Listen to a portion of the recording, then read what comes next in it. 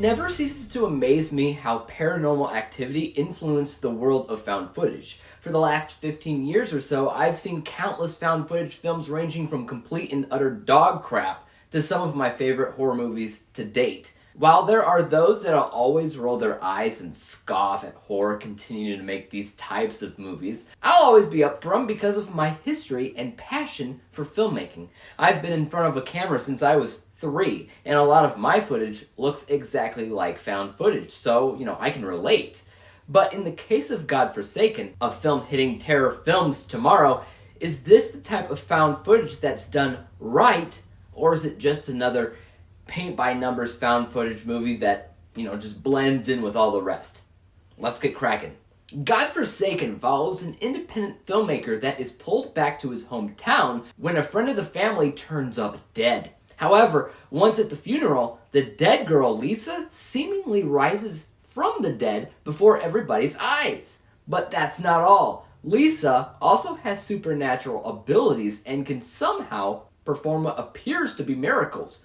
But at the same time, this zombified girl is really creepy, making some believe that she may actually be evil, and those miracles, well, they might be something much more sinister. Godforsaken is an incredibly intriguing found footage film that makes you think. I mean, if you were afflicted by some kind of ailment, would you approach a creepy, terrifying girl that was once dead if it means being healed?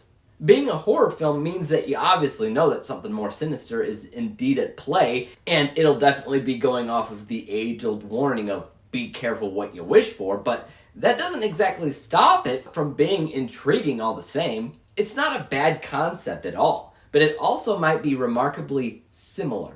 Last year, I covered a film starring Jeffrey Dean Morgan called The Unholy. Now, it didn't have anything to do with a woman coming back from the dead, but it was indeed about a creepy girl that suddenly gains the ability to perform miracles and how people are immediately trusting of that because they want so badly to be healed. But obviously, again, because it was a horror film, you knew something much more sinister was at play. I would say that this copied that idea, but this movie hit film festivals before The Unholy actually came out. So what do I know, right? Instead, let's just ask, which one's better? Believe it or not, I find them both to be pretty similar in terms of entertainment for different reasons. The found footage element, I think, really works for this type of movie. It feels like unedited footage that somebody just found, which is perfect. That's exactly what you want from found footage. The only problem that I had with this movie was the first scene, which doesn't make a lot of sense as to why this guy was filming inside a funeral in the first place.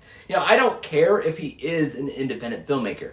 I'm an independent filmmaker. I don't film everything that I run into. I especially do not film inside funerals. But I get it, they needed that scene to set up the rest of the movie. The third act of the film, which I will not ruin for anybody, is kind of nuts. And I'll be honest, I didn't really expect any of it. And whenever you have something like that, which ends up being unpredictable, especially in found footage, I'm a happy camper. There's even some really creepy imagery mixed in with some pretty good practical effects and makeup during this part of the movie, cut in with some quick edits that I thought were done pretty well. That being said, the movie is campy, it's corny in certain ways, especially in that third act, as unpredictable as it was.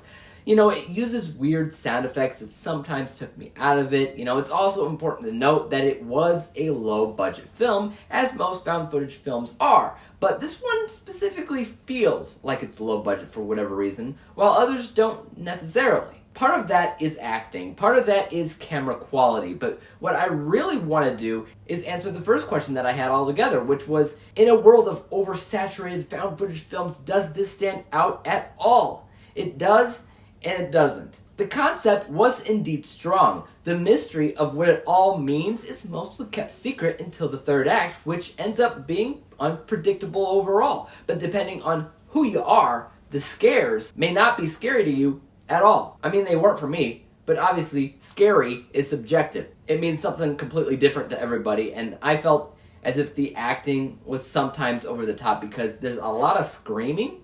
I mean, you do want screaming, don't get me wrong, but too much of a good thing can sometimes be a bad thing, so be prepared to hear a lot of screaming. Overall, not a bad film at all. I'm a fan of found footage, and I had a good time with this, in general. It's nothing crazy. It's nothing that makes me want to watch it again immediately, but I wouldn't mind rewatching it sometime down the line. Let's go ahead and break down my final score for a second. From a technical, unbiased perspective, most horror films aren't trying to be crazy good from a technical vantage point, and the same mostly goes here. I felt as if there was a passion behind getting found footage done right. So a lot of the camera movements and the editing was decent, as was some of the makeup done towards the end of the film. But other than that, it was relatively business as usual, so this unbiased score is 56%. My bias score, just kind of how I felt about it in general, is a bit higher because it's trying more to scare you and to be engaging on an entertaining level than anything else. Again, it's nothing crazy, nothing I would consider calling a favorite, but it's not bad. This score is 60%, meaning that when we combine the two scores together, we come to a final rating of 58%. 58 out of 100 possible stars, or a C- on my personal letter grading scale. Guys, if you've seen Godforsaken, I want to hear your thoughts in the comment section down below. And as for YouTube, you guys know what to do. Hit that like, subscribe button, and bell to be notified when I come up with my next review. And until then, peace!